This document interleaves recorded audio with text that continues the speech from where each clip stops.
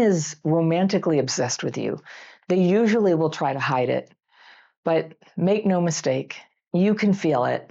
And if you're not into them, it does not feel good. The self is always coming through. Limerence is the word for when a person is so infatuated with someone who isn't interested in them that it becomes like an addiction, very destructive for their life. And it takes them out of important things about real life, present time issues.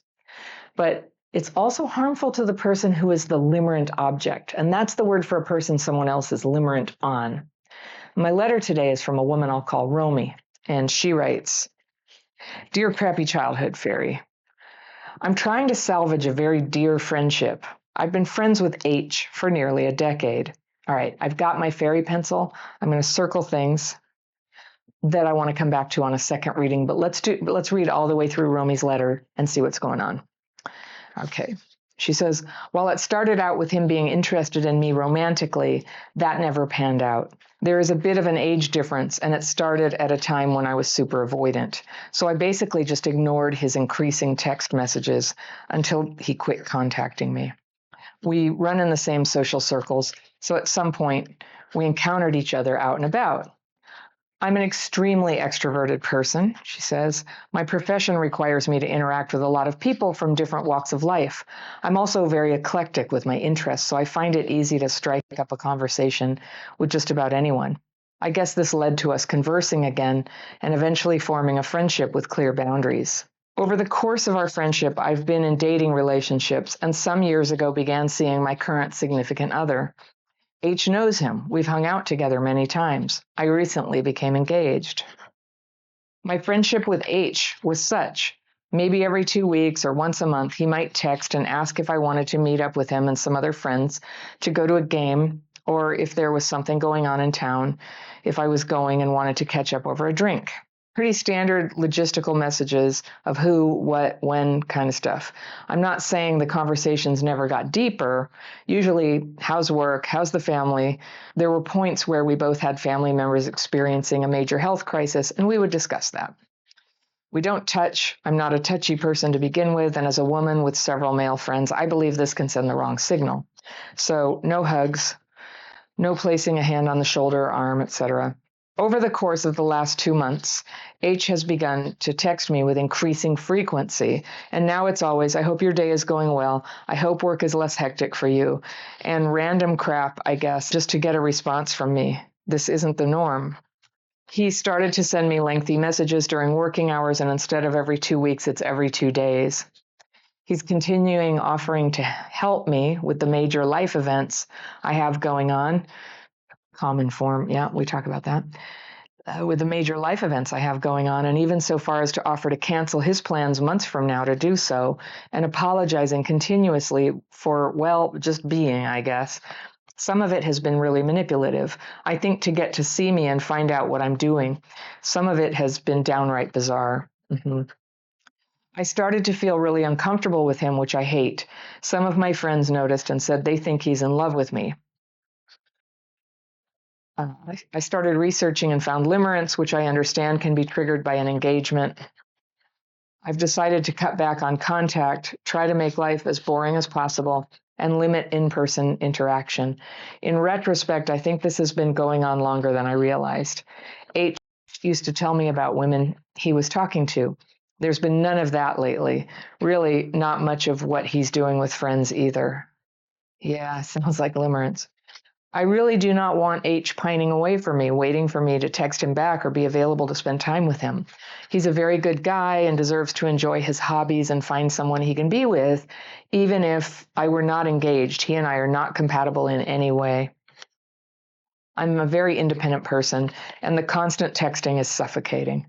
We also have very different core values. So I also hate to think that I'm overthinking this. That's what it sounds like. That I found limerence in every interaction since is just confirmation bias. No, it's not. Am I way off base here? If I'm his limerent object, is there anything I can do to save the friendship? Nah, bitch. Nah. I feel like I'm hurting him no matter what I do. You gotta walk and away. I really do not want to hurt my friend. Well, I should add, my fiance knows all about what's going on. He's also worried H is going through something. Thanks for your time. All right. All right, Romy. This is, I can help with this.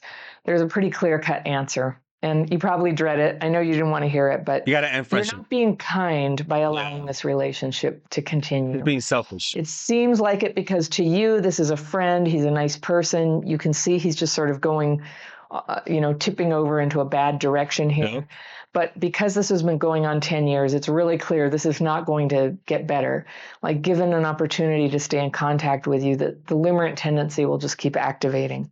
Now, if he wrote to me, which he hasn't, but if he did, I would tell him, you're not going to want to hear this, but you need to cut contact with this woman. You know, she's your friend. She's been nice to you, but what you're it's the whole, excuse me, white doing ladies. here is cutting. It's the whole, oh, I don't want to hurt him. Oh, my bitch, get the fuck out, man. You said no to me. You said no to me. I don't want to be your friend. Like, what the fuck? Like, y'all got to realize that when somebody likes you, you can't be friends with them. It's over. It's over. Like, for example, if I have male friends, Liz, Air, Bianca, Claire, hello. If I have male friends and one of my friends tell me, Alexis, I'm in love with you, people, let me tell you something, man. It's over. Okay, I'm sorry. I don't want to hurt you because clearly, but it's over. Like if I don't know. I call me homophobic, man, but I don't give a fuck. I had gay friends too, but they weren't in love with me, from what I knew. You know, that's to me the the green flag, the flag, you know?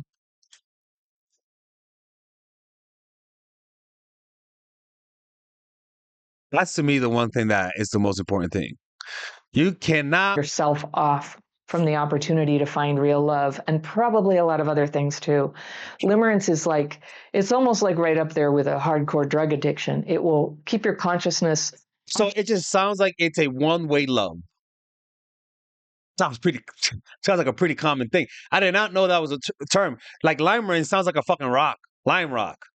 So I'm like, all right, must be some new shit, you know, but I just never heard of that phrase. Hijacked, always trying to get the next hit. And the hit for a person with limerence is hope.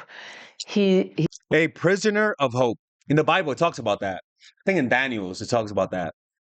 That Christians are prisoners of hope. Like it keep and that hope is what keeps things alive, right? It's what literally is what keeps religions alive. It's what keeps people alive. Literally, a man's search for meaning. trying to get hope, like that he's going to see you, that somehow he'll think of the right way to tip his hand without tipping his hand, and you'll go, oh my gosh, I realized all along that it's you that I loved. And that is the hope of a limerent. But a limerent never actually comes right out and says, listen, I just have to tell you I'm in love with you, and before you marry this other guy, I just have to get this on the table. In limerence, people won't do that. And you know why? Because they already know the answer. They just can't face it. Mm-hmm. And so the hope, it feels like what's keeping them going. They feel that they need that hope, or life is just going to be too bleak. But that's how people feel about heroin when they're addicted to it. I just can't let it go. You see? And letting go has a very painful transition phase. Crack, she uses heroin, right? People in the comment section. In the comment section, look, the lady's using that term, heroin. I use crack. So y'all got to realize I have a point. It just might sound funnier, you know? But yeah. Happy childhood, fairy.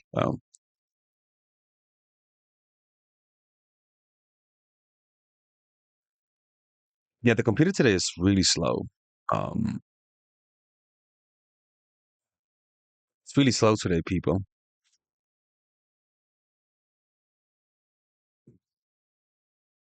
The fuck?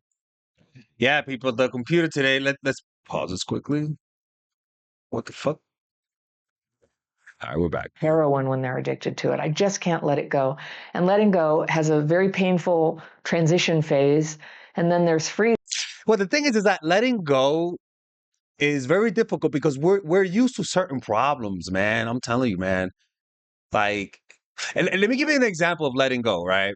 You're meditating and you hear your phone and you think it's something important. right? You have two choices: return to the breath and focus on that, or think about the phone, right? A lot of people will not be able to stop thinking about the phone because they're attached to the phone. Even though it's not going to change anything, your brain puts importance into seeing what's in the phone. Like it puts a lot of importance. And so you feel a compulsion to go towards it. And that it's literally like an itch you can't scratch, right? There are certain thoughts and problems that we feel a compulsive need to keep scratching at it and itching at it. And what happens when you keep scratching and itching at something? It makes it worse, and the cure becomes worse than the disease. You got to see through the illusion that the problem, in order to reduce that impulse, it's not about checking your phone, but it's literally about focusing more intensely in the present moment. And it literally dissolves away the compulsion to check your phone. Checking your phone, yeah, it kind of numbs you, but then for the next time, this makes it the next time this compulsion arises, it'll come up, but not as much. It'll pass away. It'll arise, but not as much, and it'll pass away. And then you know you can't go back to it. And I encourage people with limerence that's like dug in like this. It's not just a little thing for 2 weeks, that it's got to go. And also because you're getting married, even though your husband seems, or your future husband, your fiance, seems to be supportive and caring about each party here, it is better for your marriage not to have entanglements with anybody who has feelings for you. That's just, it robs your emotional availability in ways that you can't necessarily see, but Dude, that can be felt, that nervous systems recognize. And that's one of the biggest things that people can do. That people with Limerance, you gotta be careful with them because they may not be over their exes. Honestly, that's actually very true, man. And this is the thing about loyalty. I always tell you guys, loyalty is not about being loyal to the people, to your ex. A lot of people are loyal to their exes and not to their actual partners. Fuck that loyalty. Give me a traitor. Give me the bitch. I want a trade. I want Jennifer, the fucking betrayer. I want you to betray your ex for me. That's the type of loyalty I want. I want some Benedict Arnold for your ex. I want you to fucking slay the past. I don't want you to be loyal to it. What the fuck? That's wild as shit, man. Wild. To clear up their emotional availability and make their light shine bright, their cab light, what I call fuck their light. Cab light. To be truly like, to feel like an available person is to end entanglements where one of you has attraction or desire to rekindle. And, you know, some people want to keep those going because they're kind of fun and they're harmless. And I don't object, but if it's causing problems, I suspect your friend only if it's causing problems. I totally agree with the here is white lady. His life is quite empty. He said he doesn't even talk to women. He's pulling away from friends. It just sounds like a drug addiction, right? And in a way it is. It's getting a hit of hope that keeps it going. And it's sad. Limerence, I've heard there's a genetic component, but largely what I notice is it falls on people. It's a tendency in some people who were really emotionally neglected as kids. I see it a lot in kids of alcoholics or kids who just didn't get paid attention to or cared for or guided. And so you get so good. Like, honestly, call me an asshole, but I do like, oh, fuck. I do judge you on your childhood. Like, if your mom and dad wasn't there, when someone is romantically sorry, obsessed with you, sorry, lady. usually will try to hide it. Sorry, one second. But make no mistake, you can feel it. If your mama wasn't there, that's a red Feel flag. good. All right, let's go back to what she was saying. Limerence is the word for Sorry. There you go. fun and they're harmless. And I don't object, but if it's causing problems, I suspect your friend H here is his life is quite empty. He said he doesn't even talk to women. He's pulling away from friends. It just sounds like a drug addiction, right? And in a way it is. It's getting a hit of hope that keeps it going. And it's sad. Limerence, I've heard there's a genetic component, but largely what I notice is it falls on people. It's a tendency in some people who were really emotionally neglected as kids. I see it a lot in kids of alcoholics or kids who just didn't get paid attention to or cared for or guided. And so you get so good at seeing love where there is no love that you end up with some distorted perception in adulthood. Mm-hmm. You have too good of a imagination there that the signals that you're getting are secret code for, but it's you I really love. And so that's the hope. There's going to be a reciprocation. And some people spend years in that space, and that's tragic. It's better to be sad for a while and move on and open up one's life to actual love. So It's better to be sad for a while and move on. Let me tell you something. There's no better trade than present moment suffering for future happiness. Honestly, there really isn't no better trade. That appreciates over time. That appreciates over time. The worst trade you could give now is pleasure now and pain later. Trust me, man. I know that shit. it's the gift you can give him by ending contact. So here's what you do. I've had to do that a couple times with people. I've been on both ends of this. I've had it done to me. I've had to do it to others. And you just say, I need to end this friendship right now. I feel that there's a romantic energy, and that's not healthy for where I'm going in my life. And so thank you for being such a good friend all these years, but I can't spend time with you anymore. I wish you the best. So you break up with the friend. I know it sounds hard, but you'd be surprised. And it's like, like a lot of people don't do it because they're really using their friends to fuck with them, to manipulate them. That's just the truth. How good it feels when it's done. Because what he's doing right now, let's be honest, it's uncomfortable for you. It's encroaching. It's invasive. It should be your uncomfortable. intuition knows there's some sort of imaginary thing going on with you, and that feels creepy. So even good people do. Use my word creepy. Yo, she got the heroin and the creepy. Oh Lord, this lady's good, man. Oh Lord, she uses the word creepy, man. That's amazing, man. Oh, that's beautiful. Oh man. Oh yeah, we see the world in very similar ways, people. That's amazing, man. She uses creepy too. Come on, man. That's crazy, man. People in the comment section, what the hell? Where the hell are you guys at? Why aren't you guys commenting? But it's not good for anybody. So I encourage you to end it as kindly as you can, and then open up your life to your marriage, and maybe do a little gut check on any other friendships with male friends that might be tinged with the sort of energy that is keeping anybody stuck. Some people are serial limerent objects, and that can sometimes be a sign of something else again, where serial limerent objects love to inspire limerence in others and give them hope, but not deliver the goods, not actually be with them, because they feed off of it. So I don't hear you doing that, but just, for anybody listening, like both parties can be harmed and go into a very negative state over this.